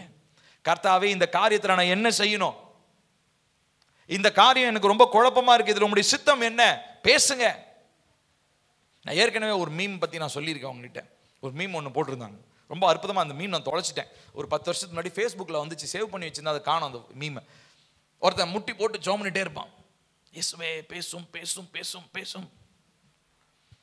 திடீர்னு கண்ணை திறந்து பார்ப்பான், மேலே மேகத்திலிருந்து ஒரு பெரிய கை, இவ்வளோ தண்டி பைபிள் இந்தா. அவ்வளோதான், முடிஞ்சு போச்சு. ஆண்டவர் ஏன் பேச மாட்டேன்றாரு? ஏன் கையில் கொடுத்துட்டாரு உனக்கு, அதை படிக்க சொல்றாரு. அதை படிக்காம ஆண்டவரே பேசும் பேசும்னா அவர் பேசவே மாட்டார். அப்ப தேவனுடைய வார்த்தை, பிரியமானவர்களே, அஃப்கோர்ஸ் நம்ம படிக்கிறோம், பட் ஆனால் நம்ம அதை பேலன்ஸ் பண்ணலன்னு தான் நான் சொல்ல வரேன். நிறைய பேர் நீங்கள் படிக்கிறீங்க, நீங்கள் யாருமே படிக்கலைங்க அப்படின்லாம் நான் சொல்லலை. படிக்கிறீங்க, ஆனால் தேவையான அளவு இன்னும் படிக்க ஆரம்பிக்கல. தேவையான அளவு கர்த்தருடைய வசனத்தில் நம்ம ஊறி போயிடணும். இன்னும் நம்முடைய ஆத்மாவுக்கு தேவையான மன்னாவை இன்னும் வைராக்கியமாக நம்ம பற்றி பிடிக்க ஆரம்பிக்கணும். ஹல்லேலூயா. வர வருஷத்தில் நம்ம அதிகமாக நம்ம தியானிக்க போகிறோம் கர்த்தருடைய வசனத்தை. ஆண்டவர் சித்தமானா நம்ம அதை நம்ம செய்ய போகிறோம். சரிங்களா? ஆகையினால இந்த நாட்களிலே எதிராக இருக்கிறதான சத்ருவானவன் இந்த விதையாகிய கர்த்தருடைய வார்த்தையை பட்சித்து போடாதபடிக்கு அதற்காகவும் நாம் ஜெபிக்க வேண்டியது அவசியமா இருக்கிறது. ரொம்ப முக்கியமா அதற்காக விழிப்புள்ளவங்களா இருக்கணும். பிசாசு நம்ம கையில் இருக்கிற ஃபோன் இருக்கு பார்த்தீங்களா, அது மூலமா பிசாசு என்ன தெரியுங்களா பண்ணுவான்?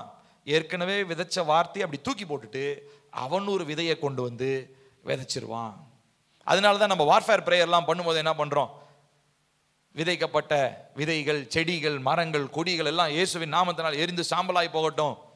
அன்னைக்கு ஒரு நாள் இந்த டெலிவரன்ஸ் பற்றியோ இந்த மாதிரி காரியங்கள், ஸ்பிரிச்சுவல் வார்ஃபேர் பற்றிலாம் கேள்விப்படாத ஒரு தம்பி, ஆனால் என்னன்னே மரம் செடி கொடியெல்லாம் ஜோம் பண்ணிட்டு இருக்கீங்க, என்னன்னே அது அப்படின்னா. ஸோ அப்போ அவனுடைய புரிதல் அவ்வளோதான். நானும் அப்படி யோசித்துருக்கிறேன். ஆனால் ஆவிக்குரிய நிலையில நீங்கள் பார்க்கும்போது அது உண்மை. நிறைய பேருடைய வாழ்க்கையில் பிசாசால விதைக்கப்பட்ட விதை இன்னைக்கு முளைச்சி பெரிய வேர் கொண்டு ஆலமரம் மாதிரி இருக்கு. பிடுங்கவே முடியல. நீங்கள் அதை வெட்டலாம் முடியாது, மெஷின் வச்சுலாம் இருக்க முடியாது. டைரெக்டாக அக்கினியை இறக்கி சுட்டரிச்சு தான் போடணும் அது.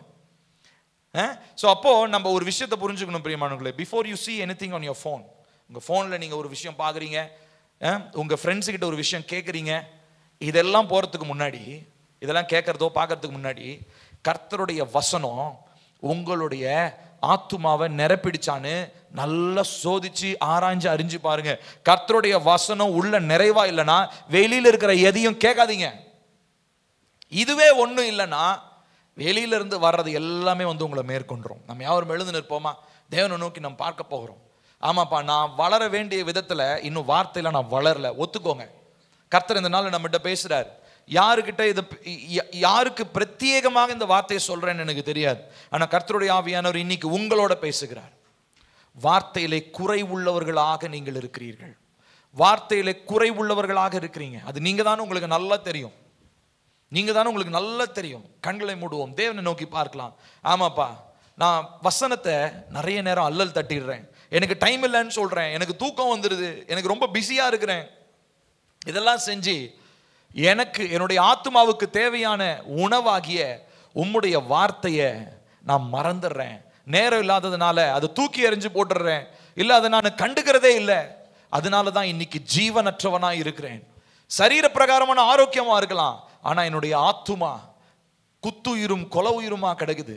காரணம், என்னுடைய ஆத்துமாவுக்கு தேவையான உணவாகி உம்முடைய வார்த்தையை நான் உட்கொள்ள மறந்து விட்டேன். உம்முடைய வார்த்தை என்னுடைய இருதயத்தில் இல்லை. அதனாலதான் துணிகரமான காரியங்கள் நுழைகிறது. சங்கீதம் 119:11 நம்ம வாசிச்சோம். உமக்கு விரோதமாய் நான் பாவம் செய்யாதபடி உம்முடைய வாக்கை என்னுடைய இருதயத்தில் நான் வைக்கிறேன். வசனம் இல்லாததுனால துணிகரமான பாவம், வசனம் இல்லாததுனால பிசாசின் திட்டங்கள். வசனங்களை அப்படியே ஞாயிற்றுக்கிழமை கேட்டாலும் வெளியில போன உடனே நம்ம பார்க்கிற கேட்கிற ஏதோ ஒரு காரியம் சத்துருவாக வந்து விதைக்கப்பட்ட விதையை தூக்கி சென்றது. அப்ப எப்படி ஞாயிற்றுக்கிழமை பேசின வார்த்தை விதையாக விதைக்கப்பட்டிருந்தாலும் எப்படி அது கனி கொடுக்கும்? கனி கொடுக்க முடியல. ஏன்னா விதைக்கப்பட்ட விதையை நம்ம வேற ஏதோ பார்த்த உடனே பிசாசு தூக்கிட்டாங்க. இன்னைக்கு தேவன் விரும்புகிறதான கனிகள் இல்லாம பிசாசு விரும்புகிறதான முள்ளும் புதரும் தான் இன்னைக்கு மக்களுடைய வாழ்க்கையில, தேவ பிள்ளைகளுடைய வாழ்க்கையில முளைத்து கொண்டிருக்கிறது. இது ஒரு அவமானத்திற்குரிய காரியங்க. நம்ம எல்லாருமே சேர்த்து, என்னையும் சேர்த்து தான் நான் சொல்றேன், நம்ம எல்லாருமே இப்படிப்பட்ட ஒரு நிலையில தான் நம்ம இருக்கிறோம். வசனத்தை வாசிப்போம், அதுல ஜீவன் இருக்கிறது, அதுல வல்லம் இருக்குது, அது என்னை சரி செய்கிறது. அது ஒரு பட்டயம், ஆன்மாவை ஊன குற்றி அது அது ஊடுருவி பாய்ந்து செல்லுது. அது கண்டிப்பா வலிக்கும். ஒரு சில காரியங்களை கர்த்தருடைய வசனம் பேசும்போது அது இருதயத்துல குத்துற மாதிரி இருக்கும். அது சரி செஞ்சுக்குவோம். ஏன்னா அதுதான் சீர்திருத்துதல், அதுதான் நம்முடைய ஆன்மாவுக்கு தேவை. இதுதான் கர்த்தர் விரும்புகிறார். வர்ற வருஷத்துல ஜெபத்திலும் வசனத்திலும் தரித்தில்லாத எந்த ஒரு மனுஷனும் நிலை நிற்கவே முடியாது. திரும்ப சொல்லுகிறேன், வர்ற நாட்கள்ல இந்த மறுசீரமைப்பின் காலம்னு எல்லா வீட்லயும் நம்ம பேசுறோம். நான் ரொம்ப முக்கியமா வசனம் இல்லாம சீர்திருத்துதல் இல்லை. ஆகையினால நம்ம இந்த நாள் ஒரு தீர்மானம் எடுப்போம். நீங்க யாரா இருந்தாலும் பரவாயில்ல, நீங்க இதுக்கு முன்னாடி நீங்க நல்லா பைபிள் படிச்சுட்டு இருந்தாலும் பரவாயில்ல, இன்னைக்கு ஒரு ஃப்ரெஷ்ஷா ஒரு கமிட்மெண்ட் பண்ணுங்க, ஆண்டவரிடத்துல ஒப்பு கொடுங்க. கர்த்தாவே, இன்றையிலிருந்து நான் தேவனுடைய வார்த்தையில வாசிக்கிறதுல ஒரு மும்முரம் காட்டுவேன். அது குறைஞ்சு போகக்கூடாது. ஏதோ 10 நாள் படிச்சுட்டு 11வது நாள் தூக்கி போடுறதுக்கு இல்லை, இல்ல முழுசா ஒரு தாட்டி படிச்சு முடிச்சுட்டேன் அப்பாடா அப்படின்னு சொல்லி பெருமூச்சு விடுறதுக்கு இல்லை. நிறைய பேர் ஒரு தாட்டி படிச்சுட்டேன்றதுல பெருமையாக நிறைய பேர் நிறுத்திடுவாங்க, அவ்வளவுதான் போதும். இல்ல, இது ஜீவனுள்ள வார்த்தை. ஒவ்வொரு நாளும் எனக்கு தேவையான உணவை, ஆன்மாவுக்கு தேவையான உணவை தருகிறது கர்த்தருடைய வசனம். அது என்னை சீர்திருத்தும், என்னை சரி செய்யும். தவறான காரியங்களை என்னிடத்துல உணர்த்தும் போது நான் விட்டு கொடுக்கிற ஒரு மனப்பான்மையோடு நான் கர்த்தருடைய வசனத்தை நான் அணுகணும். அதுல ஜீவன் இருக்கிறது. அது மரித்து போயிருக்கிற என்னுடைய ஆன்மாவை உயிர்ப்பிக்க வல்லமையுடையது. ஆகையினால் இந்த நாளில் உணர்த்தப்பட்டவர்களாய் தேவனுடைய சமூகத்தில் நம்ம கேட்போம். கர்த்தாவே, உம்முடைய வார்த்தை ஜீவனுள்ளதா இருக்கிறது, இருபுறம் கருக்குள்ள பட்டயமாகவும் ஆத்துமாவையும் ஆவியும் கணுக்களையும் ஊனையும் பிரிக்கத்தக்கதாக உருவ குத்துகிறதாகவும் இருக்கிறது. எங்களை புடமிடுங்க. உங்களுடைய வார்த்தையில நீங்க சொன்னீங்க, பேசப்பட்ட உங்க வார்த்தை எங்களை சுத்திகரிக்கிறது என்று சொல்லி. சோ ஏசப்பா, இந்த நாள்ல நாங்க கேட்கிறோம் ஆண்டவரே, பேசப்பட்ட அந்த வார்த்தை கிட்டத்தட்ட 40க்கும் மேற்பட்ட மனிதர்களினால நீங்க எழுதின அந்த வார்த்தைகள் அப்பா இப்போ எங்க கையில் இருக்குது. இதனுடைய முக்கியத்துவத்தை புரிஞ்சுக்காம, இதனுடைய ஆழத்தை புரிஞ்சுக்காம, ஏனோ தானோ என்று சொல்லி கர்த்தருடைய வசனத்தின் மகத்துவத்தை தெரிந்து கொள்ளாம நாங்கள் இதுவரைக்கும் அலசாடிக்கிட்டு இருந்தோம் அப்பா. ஆனா இந்த நாள்ல ஒரு தீர்மானம் எடுக்கிறோம். உம்முடைய வார்த்தையினாலே நாங்கள் பலனடைவோம். உம்முடைய வார்த்தையினாலே நாங்கள் ஜீவனை பெற்றுக்கொள்வோம். உம்முடைய வார்த்தையினாலே நாங்கள் சீர்திருத்தப்படுவோம். உம்முடைய வார்த்தை எங்களை கண்டித்து உணர்த்தட்டும். உம்முடைய வார்த்தை எங்களுக்கு நீதியை படிப்பிக்கட்டும். உம்முடைய வார்த்தை எங்களை பரிசுத்தமாக்கட்டும். உம்முடைய வார்த்தை மரித்து போன ஒவ்வொருவரையும் ஒவ்வொருடைய ஆன்மாவையும் உயிர்ப்பிக்கட்டும் அப்பா. எனக்கு கிடைக்கக்கூடிய எல்லா வாய்ப்புகளையும் பயன்படுத்தி கர்த்தருடைய வசனத்தில் வளர எனக்கு உதவி செய்யும். எல்லா சோம்பேறித்தனத்தை என்னை விட்டு நீக்குங்க. இதை படிக்கிற நேரத்தில் காணப்படுகிற சோம்பல், எல்லா விதமான டயர்ட்னஸ், தூக்கம் இயேசுவின் நாமத்தினால என்னை விட்டு வெளியேறட்டும். பைபிள் படிக்கிறதுக்கு முன்னாடி அதை சொல்லி ஜெபம் பண்ணுங்க. ஏசப்பா, நான் உங்க வார்த்தையை படிக்க போறேன். இந்த வசனத்தை படிக்க முடியாதபடி எனக்கு கனநித்திரை ஏற்படுத்துகிற ஆவி என்னை விட்டு வெளியேறட்டும். சோர்வு வெளியேறட்டும்.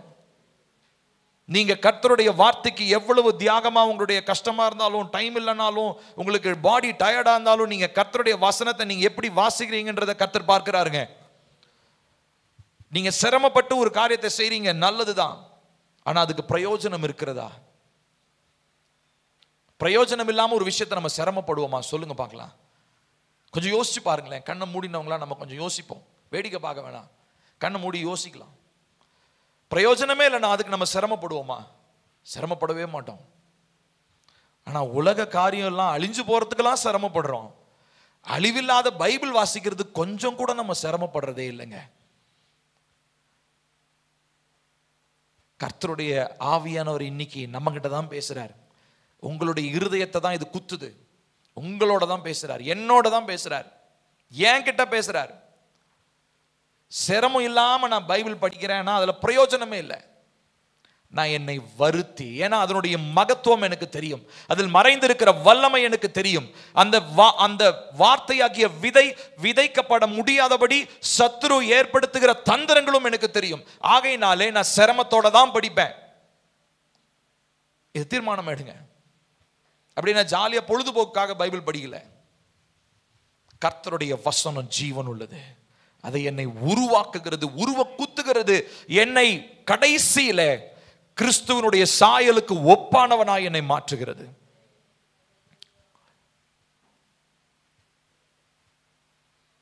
கண்களை மூடினவங்களா நம்ம ஆண்டவர் சமூகத்தில் ஒப்பு கொடுப்போம்.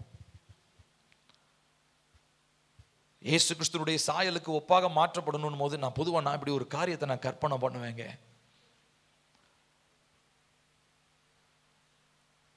பரலோகத்துக்கு நான் போகும்போது இயேசுவ மாதிரியே நான் இருக்கும்போது பிதாவானவர் என்னை பார்த்து சொல்வாரு, இயேசுவ மாதிரியே இருக்கானே, என்னுடைய ஒரே பேரான குமாரன் இந்த பூமிக்கு அனுப்புனேன், அவன மாதிரியே இருக்கிறான், இவன் என் பையன். இதை நான் எப்பயுமே எனக்குள்ள நான் கற்பனை பண்ணி கொள்வது உண்டு. இதுதான் அவரை போல மாறுறதுன்னா அவர் மாதிரி எல்லாத்திலையும் மாறிடுறது.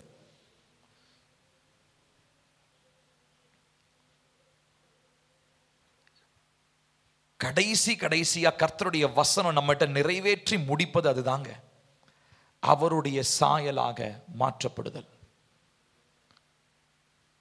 பரலோகத்தில் என்னையும் ஏசப்பாவும் பக்கத்தில் நிறுத்தி வச்சா வித்தியாசமே தெரியாத அளவுக்கு அவரை மாதிரி நான் மாற்றப்பட்டிருக்கணும். இதுதான் என்னுடைய சக்சஸ், இதுதான் என்னுடைய வெற்றிங்க. இயேசுவை போல மாற்றப்படணும். சிரமப்பட்டாச்சும் கர்த்தருடைய வசனத்தை வாசிச்சு தேவனுடைய சாயலை நான் பற்றி கொள்வேன். இதுவரைக்கும் தேவையில்லாத எத்தனையோ உபதேசமும் போதனையும், தேவையில்லாத எத்தனையோ தாக்கமும் ஃபோன் மூலமா நான் பார்த்த TV, movie, serials, shorts, reels, என் ஃப்ரெண்ட்ஸு கிட்ட பேசினது, ஆலோசனை, இது எல்லாவற்றின் மூலமா எத்தனையோ தீமையான விதைகளை பிசாசு விதைச்சிருக்கிறான். இப்போ அதெல்லாம் வெளியே வர ஆரம்பிச்சிருச்சு. என் வாழ்க்கைக்கு பெரிய பிரச்சனையை உண்டு பண்ணிக்கிட்டு இருக்குது. ஆனா இப்ப நான் சொல்றேன், ஜீவன் உள்ள வார்த்தையாகிய கர்த்தருடைய வார்த்தையை இப்போ நான் என்னோட இருதயத்திற்குள்ள நிரப்ப போறேன்.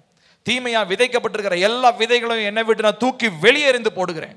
இதுவரை விதைக்கப்பட்ட விதைகள் ஒருவேளை வளர்ந்து மரம், செடி, கொடிய பெரிய புதரம் வளர்ந்துருச்சுன்னா அது எல்லாவற்றையும் இயேசுவின் நாமத்தினாலே பரலோக அக்கினியிலே எரிந்து சாம்பலா போகட்டும். என்னை பரிசுத்தப்படுத்துங்க, என்னை சுத்திகரிங்க, இயேசுவை போல என்னை மாற்றுங்க. அதற்காக மட்டும்தான் கர்த்தருடைய வார்த்தை எனக்கு கொடுக்கப்பட்டிருக்கிறது. இதை பயன்படுத்தி தங்களுடைய சுய லாபத்திற்காக, ஆதாயத்திற்காக ஓடுகிற மனிதர்கள் இருக்கிறாங்க.